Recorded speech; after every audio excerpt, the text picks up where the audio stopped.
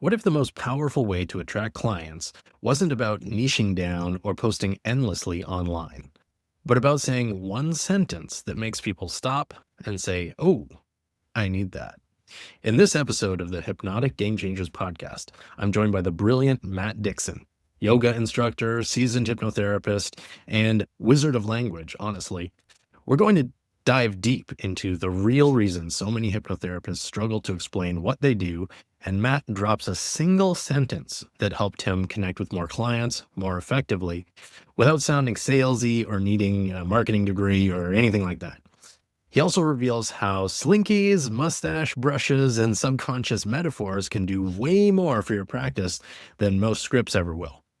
So if you've ever stumbled upon trying to explain what hypnosis actually solves or what it is, or wished you could feel more confident and creative in client sessions, you're going to really enjoy this one. Let's dive in. Welcome to the Hypnotic Game Changers podcast. I'm your host, Ryan Montes. Of course, the Hypnotic Game Changers podcast is the podcast, the industry podcast for hypnotherapists, NLP practitioners, and like-minded coaches, where we dive deep into a different game changer in every episode. And the way we do that is by interviewing experts in our industry and finding out what's been the big game changer for them and getting to the bottom of it. Our guest today is the wonderful Matt Dickson. He's a yoga instructor. He's an accomplished hypnotherapist. He's somebody who I consider a friend. He's somebody who every time I speak to him, I'm reminded of how much I like speaking to him. And I'm sure you're going to see what I mean by that as this conversation unfolds. Now, before we dive into speaking with Matt, just a quick reminder that this episode of the Hypnotic Game Changers podcast is sponsored by the Mission and Movement Training Mastermind, which is my new top tier mastermind, the number one private and exclusive mastermind for hypnotherapists, NLP practitioners, and coaches who want to make a massive impact on the world, but don't want to wait forever for all the pieces of the business, mindset, and skill set puzzle to come together. Figure it all in one place with me, Matt Dickson. Welcome to Hypnotic Game Changers. I'm still getting used to saying the name. You're guest number 3, and I'm excited you're here. Hey, Ryan, thanks for having me. And thanks for your kind words. I feel exactly the same way about you. I appreciate that. And you're most welcome. I'm delighted that you're here. I gave you a little bit of a quick introduction, but is there anything that you could add to that? You got a stage here. Tell us a little bit more about you. Yeah, I'm based in the St. Louis area. But with Zoom, I work with people all over the world. I bring the principles of yoga into my hypnosis practice, which isn't necessarily the movement part, but more of the things to tackle stress and anxiety in the moment, like breathing and humming, sort of the sonic tools, and embracing some of the yogic philosophies of, non-attachment and being present, and the things that keep people from going into story. Yeah. And working that in with hypnosis has been, kind of also sort of a game change for me. Yeah. But yeah, and I end up working with a lot of salespeople recently, and lots of things on stress, anxiety. Cool. Yeah. I think one of the things I really like about you, Matt, and we'll get into your game changer, the main topic of the episode here in a minute, is even among hypnotherapists, I think all experienced hypnotherapists and hypnotists are masters of language, but I think you go a little bit above and beyond. I think it's clear that you've dedicated a good amount of energy in your life to language and becoming very artful with language. Was that something you did on purpose, or or is it something that just happened organically in the course of your work? My God, Ryan, are you flirting with me? Yeah. Well, I didn't want to, no, but Thanks for saying that. Yeah, it's very. and you did a really brilliant workshop that I had the pleasure of attending a year or two ago about language, where it was you just bombarded us with like deep metaphors for basically 45 minutes. And I was like, wow, this is good stuff. But yeah, how'd you wind up like that? Oh, wow. Well, yeah, thanks for noticing. That's it's very intentional. Well, so my dad was a car dealer. Yeah. And he was a Cadillac Olds in Toyota dealer. And the first job I had was selling used cars. Yeah, right. And then I did not know that. Yeah, So yeah. And that was in the '80s. And so there was just a lot of material I consumed about, in books and, tapes and things like, and then listening to other sales people, listen to my dad talk, which, things like when they say this, you say that. If you want them to say that, you say this. All kinds of things, that I now, I find out later after I got trained in hypnosis that it's the same stuff. And what got me into hypnosis to begin with was somebody talking about, I didn't know hypnosis was anything beyond what I saw in stage shows and the swinging watch. And I learned about language patterns like from NLP, and the person talking about them, I realized like, well, those are sales. Those are closes, like in sales, or like in NLP, what's called a tag is called a tie down in sales, or vice versa, but it's the same thing. And then, so I just see it as persuasion. mm, And with being more persuasive, that kind of helps everything. And so I just really leaned into it. It helped me as a personal trainer, even before I realized the hypnotic part. yeah, I So yeah, think I'm really into it. yeah. So you are. So it was. So it's long story short. So it was on purpose. But Yeah, yeah, it sounds like your whole life kind of set you up to be skilled in that, which I'm sure is something you're grateful for, and your clients are grateful for as well. And I think it's connected to what we're going to talk about today. This big game changer for you, because I had it in writing in our DM conversation when we were preparing for this episode, and I was like, okay, that's a really good topic. And then when you started to explain it in the way you explain it to people, when you explain it to people before we hit record on this same call, then I really started to get it. I thought, okay, this is about communication, and this is about Matt's heightened ability to communicate around this very important subject. So if you could, what is this game changer we're going to talk about? What was this thing that was so game changing for you in your practice and in empowering other people? it was being able to define or communicate, to define a subconscious problem in order to communicate to people what hypnosis can do for them. Yeah. And like that to the average listener, that might sound simple, but it's really not that simple for most people. That is a regular question that comes up both in, in my client groups and in general conversation with hypnotherapists. Like, how do I articulate to somebody who's not a hypnotist what is hypnosis, and what is these subconscious blocks, and what I do, and what's the Yeah. difference between a coach and a hypnotist, and why should they work with me?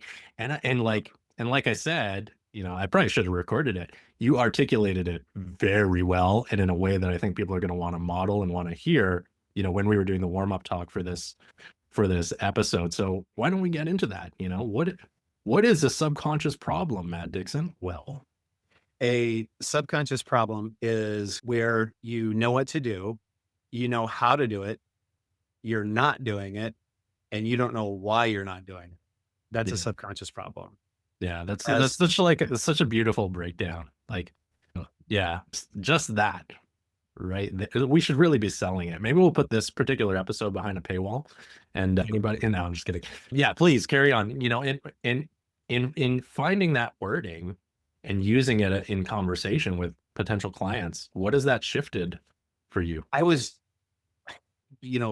ironically, I mean, was having trouble defining hypnosis because there's so much to it. Like, well, what do you work with? And I started saying fears, phobias, unwanted habits. I think it's something I picked up from Jason Lynette. And even that wasn't really landing. And then like online, I would, within like yoga communities, I would talk about, stress, anxiety. Everybody is keyed into that. But like in person, it wasn't really landing. And then when people were just like, "What is hypnosis?"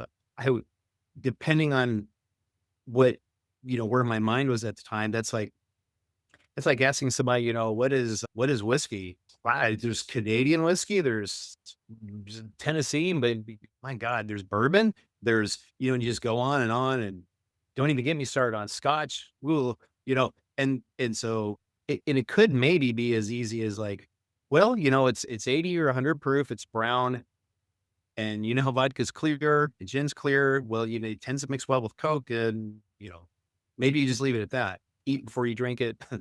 But I had somebody ask me to help them raise their rates, Mm. and I thought, yeah, I know exactly what that feels like. I was in sales for so long, and it never occurred to me to go on my fall back on my sales experience, and then just within that came to me was like, I just said I solve subconscious problems. I said that to a group of people, and then I said I would like an introduction to salespeople who are afraid to ask for money. And then something popped into my head like, oh, this isn't, they're going to think I'm going to teach them how to sell, you know? And then I said, I'm not a coach. I'm not going to teach you how to sell. You already know how to sell, but you're not doing it. You know what to do, you know how to do it, and you're not doing it.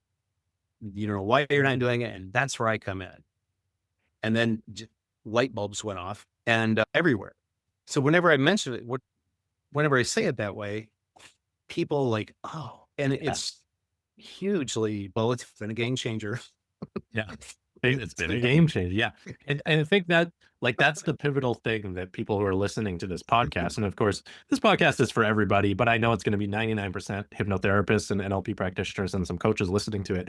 You got to think about what Matt's talking about from the perspective of somebody who's not trained like we are, but who has problems, right? That pivotal little bit of understanding that like this is not me teaching you how to do the thing. It's what you should be doing or what you wished you were doing, and you're not doing it. And it doesn't matter how many hundreds of times people tell you how to do it better. That doesn't Mhm. create the action. And the thing I like about the way you're languaging this and your game changer being like how to actually define a subconscious problem. And there's more to it than these couple of beautiful pieces of language you've shared, of course, but it's that doing it efficiently and in a way that not only shows and demonstrates to the prospective client what is possible, but it's like you've got empathy and authority baked in to the way you're explaining it. So that even though you're not explicitly saying, I'm an expert at this, it's like just the fact that you're explaining it in a way that no one else has before and that they understand so well, they're going to give you the benefit of the doubt. And at least for a second say, well, if he can articulate this so well, maybe he's the guy that has the solution too, right? Does that make sense? Have you kind of seen Yeah. that in the way people Thank you. respond to you? Well, and yes, and so like if I were to try to carve out a niche of like, say, helping entrepreneurs and helping salespeople, then it gets into how much has he sold? How much money has he made? How many businesses has he run? And be, and that's, as a coach, I'm sure like you run into that. But like, if I just mention like, well, I'm going to help you do the things that you aren't doing and you just don't know why you're not doing them. You know, so that that's just like saying, yeah, I'm gonna come in and I'm gonna cook dinner for everybody. And the person who just says, oh, I'm just gonna cook dinner for everybody. Nobody questions them. No one's gonna say, can you cook? But if someone says, I'm gonna cook dinner for everybody. But to what you were saying, Ryan, so then people accept like, oh, that person knows how to cook. Well, I don't care where they rank with, you know, email. I can't think of one single celebrity chef right now, Gordon but Ramsay. yeah, just yelled the microphone. That's what I was wanting to think about. But no one's gonna like, oh, how many restaurants have you run? How are you as good as Gordon Ramsay? No, they just assume you know what to do. That's an astute observation. Thank you. Yeah. So, Yeah. Yeah. So, okay. So let's dive a little deeper into, what this being able to define the subconscious problem, being able to articulate it, what has this changed for you? It sounds like, in your life, there was the kind of the time before you were able to articulate this well and the time after. And so maybe it's not so much about that moment and these specific words, but it's like, what has changed? What's different in the way you empower people now? And maybe what's different in the way you attract clients now that's opened up for you? I mean, well, I would always tell people, and I don't know, see if you agree with this or not, but like to me, just about every issue that someone would come to a hypnotist for, it kind of comes down to stress and confidence, or anxiety and confidence. And so I would always say that I raise, confidence. And I happen to be really good at giving compliments, and they're always sincere. I genuinely see what something that I feel is worth, sharing about, that person, about themselves. And I have the persuasive skill to do it in a way that it lands in a favorable way. And so with the subconscious problem, as it were, when people feel the block lift, or it just kind of untangles, and they're just like, oh, wow. And it's just like an instant confidence boost, if that makes sense. Yep. And it kind of has always sort of been that way, but now they're and like a subconscious problem you could just say is a block. And you hear it in marketing all the time, like remove your blocks. And that's been so overused that people I don't even think hear it anymore. And like in the power of metaphor and storytelling, right? You can probably run every problem through Goldilocks and the Three Bears, and it'll come out solved. But if you try to tell a grown up that story, they're just going to tune you out, because their conscious isn't going to accept it. It's not this again. Oh, Yeah. well, cool. Sure, you can remove blocks. So, for lack of a better term, when people feel their blocks go, it's a new sort of confidence in a weight lifted off themselves that I haven't seen before. Yeah. Very cool. Okay. So I want to circle back to another thing that we were talking about before we hit record, because you were starting to explain it to me and I was like, "Oh no, this is going to be better if he just explains it for the first time after we're recording." Because as you know, we were talking about this. I had another podcast before, and a lot of times what would happen is, the gold would come out in the pre-talk before we hit record, and then I'd be like, "Ah, it would have been better to hear that for the first time in the recording." So that's why I kind of cut you off earlier. You started telling me about Hmm. this metaphor.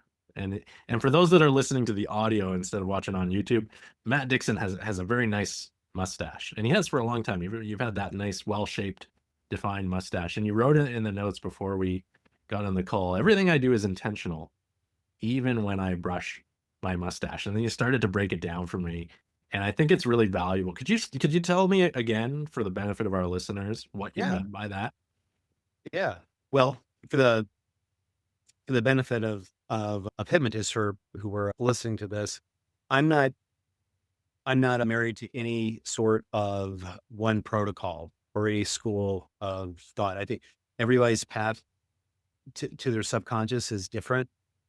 And for instance, I don't particularly like going on a visual journey if I'm being hypnotized, because I get too critical with it. So the I work conversationally often, and towards the end of like the session, people would say like, "Are what are you? When are you going to hypnotize me? Or are we going to do hypnosis next time?" And I think, "Yeah, we've been doing it.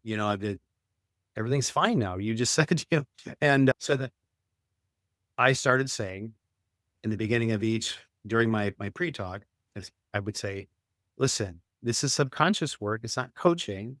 I'm not going to come to you with bullet points, and it's a fun little process. And every single thing I do is intentional, even when I brush my mustache."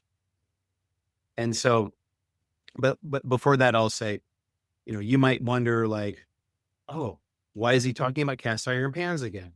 You know, why did he say, hang on, I want to check and see if I have any friend requests?" I'll say that sometimes.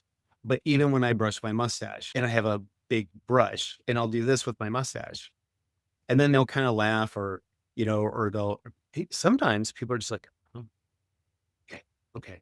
And then, which is great because I know that they're kind of already entranced.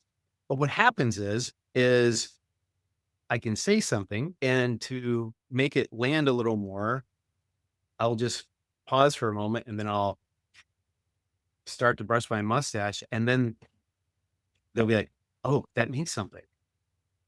Something just happened. And then if I pick up on that, if I see them go, I'll say, yeah, what just happened? Something happened, didn't it? Wonder what that is. And I'll do it again.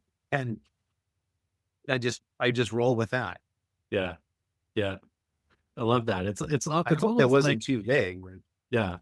It's almost like a post-hypnotic suggestion, except it wasn't given in formal hypnosis. It's just like a non-hypnotic, post-hypnotic, almost like an anchor, I guess you might call it, would be more accurate. I guess yeah, I thought of it like an anchor, but I like a post-hypnotic suggestion better. Yeah. Yeah, Yeah. it kinda works, yeah. And I can see why that would be, like, so effective because, the thing that I'm seeing with you and the way you describe speaking with potential clients and the way you describe doing client work, which I wasn't planning to talk about during this episode, but we can go here a little bit, is I think you're really good at creating a compounding effect with the way you use language and the way you give suggestion, right? Where it's like right from the beginning, and you kind of imitated earlier that sort of the way people perceive the topic of this episode, which is how you define the subconscious language or subconscious problem, excuse me. It's like from that moment, and we touched on it earlier that like baking into your language that you're the expert, you're the authority, and you can and should be trusted. It's like from that moment, each of these different language patterns that obviously, you're not thinking too hard about, it's just happening naturally that you're guiding people through. One is building on the next, to the point that, you know, you can be in session and yeah, on this podcast episode, it might look a little silly, you pulling out that big Mhm. brush and brushing your mustache. But to somebody who's gone through this full journey with you, this linguistic and subconscious journey with you, that's probably like super powerful. Like that probably is like one of those we talk about when people come on a session, the things that they remember that they're like weirdly excited to tell their friends about. Like I can picture people coming back from a Matt Dickson session and being like, and then he brushed his mustache with this giant brush, and all of my world fell apart in the best way possible, right? Like, am I kind of tracking what's going on in the Matt Dixon world correctly? Is that what it's like? And I've heard things like, I don't know what you did. I just feel like I'll say it's gone now, isn't it? Mm, Yeah, isn't it gone? It's gone now, isn't it? We can agree that's just regular, like, sales language, but I haven't heard it on the. I don't know. I don't know. Maybe. yeah, I feel Maybe like that's a big part of it, right? Like, and it all goes back to, like you said, now I see why, like, for you, this was the game changer you wanted to talk about in this episode. It all goes back to that, like, initial contact of defining the subconscious problem, properly articulating what is hypnosis not in your own way, and then that opens the door for everything else. Really cool. Really cool. Yeah. utilize a slinky as well. Oh, yeah? Yeah, Yeah. I've seen you playing with how does the slinky work? Because I think by Well, this point in the episode, people are probably, if they're listening or if they're watching, like, "Oh, man, how can I like, well, this guy's on a different level. How can I integrate this with my client work?" So, like, if you can if they can model whatever you do with the slinky, I'm sure they'll be excited to hear that. Okay, so tell us about the slinky. one of the key points that I try to get through to everybody is the concept of stirasukham from yoga.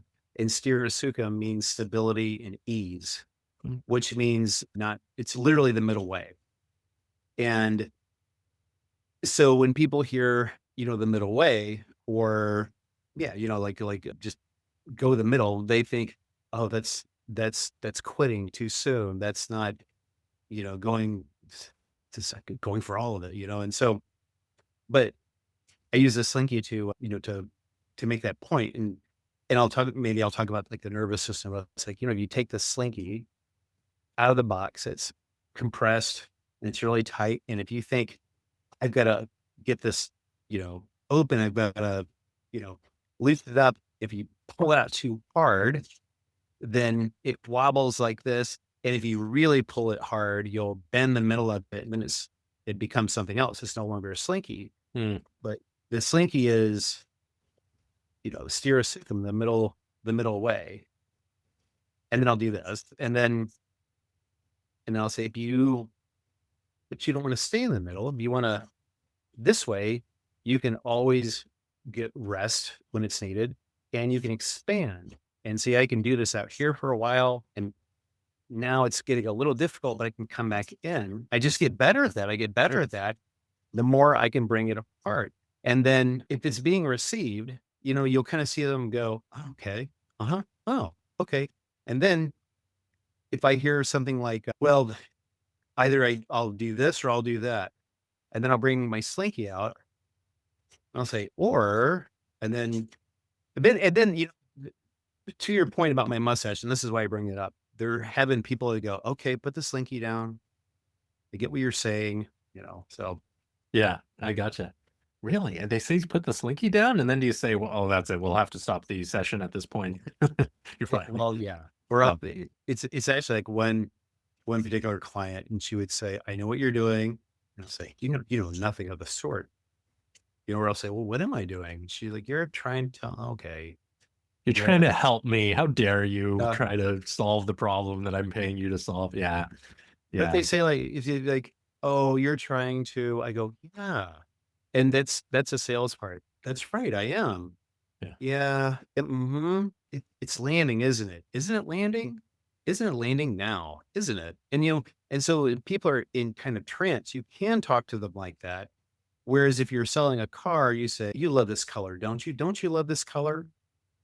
You want to take this for a ride, don't you? Don't you want to take this for a ride now?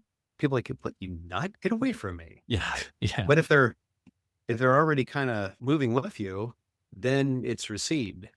Yeah. Yeah. And if ultimately the result you're trying to create is the result that they actually want, then of course it's going to be well received. I think I'm glad you mentioned that because, we were talking about this at an NLP event I was at recently, and the difference between persuasion and manipulation is the intent of the person leading, right? If the car salesman is intent on selling a car, regardless of the desires of the needs of the customer, that's manipulation. But if the hypnotist is intent on, again, helping the client to resolve the problem that they came here to resolve, then it's never manipulation. It's maybe persuasion at worst, which is a good thing because ultimately, you're just helping them get the result that they came for, right? So, and how can you fault a person for that? Yeah, what a fun It example. doesn't even occur to me that it's manipulation.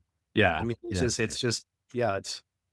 it's persuasion to. exactly. It's what they're paying you for, right? Like it's what they showed up for. Yeah. All right, Mr. Matt Dickson. I think we covered everything we needed to cover for this one. We talked about what is defining a subconscious problem, why it's so important, why it's not as easy and cut and dry as a lot of hypnotherapists and people think. I think you articulated that really well. And then we just bombed people with a whole bunch of hypnotic language and metaphors, and I should probably put a don't listen to this episode while you're driving warning at the front end just to be safe. But Matt, anything else, any other tips for those that are listening, or anything else to add before we wrap up? Perfect. Nothing that I can do without babbling. Okay, sweet. So, yeah, we don't have time. We'll have you back. We'll have you back for another episode, and we'll do it all again, like I said. But Matt, for those that are curious to get in touch with you or see what you got going on, what's the best way for them to find out about that stuff? Okay, yeah, I am the Hypnotic Yogi on TikTok. My website is Matt, M-A-T-T, Dickson, D-I-C-K-S-O-N, hypnosis.com. Cool. And is it mainly one-to-one work with clients you're doing right now, or do you have anything else going on? Well, in the St. Louis area, I do some group sessions where I combine yin yoga with hypnosis, which is a really cool experience. Oh, sweet. Okay. Yeah. I didn't realize that. Okay. And that's in the St. Louis area. Okay. Yeah. Last question. How many followers you got on TikTok? I think it's like 1,400. Beauty. Yeah. That's not bad. I think Yeah. I think I've got about half that. I haven't taken off on TikTok just yet. But cool. All right, man. So we're gonna wrap it up there. Everybody, find Matt online. Connect with Matt. He's a really cool dude. And Matt and I both will be at HypnoThoughts Live in Las Vegas in July. So if you're in Vegas for the world's largest hypno conference, make sure you come say hi to me. And Matt, is it okay if people come and say hi to you? Yeah. I want to meet everybody. Please introduce yourself if we haven't met. Yeah. Me too. Please. Me too. I want to meet everybody. Yeah. Yeah. All right. Cool. All right, man. I'm going to hit stop record. Thanks so much for being here. You're the Thank best. you, Ryan. You're most welcome.